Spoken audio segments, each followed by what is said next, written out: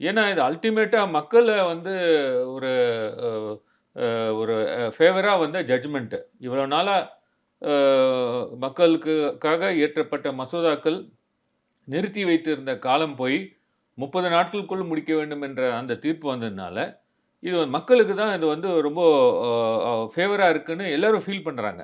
ம். ஸோ அந்த இது வந்து மக்கள்லாம் விழிப்புணர்வு வந்துருது. இப்ப இனிமேல்ட்டு வந்து இவங்க கவர்னர் வந்து அத ஏமாற்ற முடியாது அவங்க.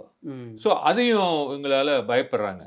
ஸோ இவ்வளோ நாளா நம்ம வந்து ஒரு ஏமாற்று வேலையை நம்ம செய்து கொண்டிருந்தோமே, பாஜக ஆளாத மாநிலத்தில். இனிமேல்ட்டு அந்த மாரி செய்ய முடியாது அப்படின்ற ஒரு பயமும் அவருக்கு வந்துவிட்டது.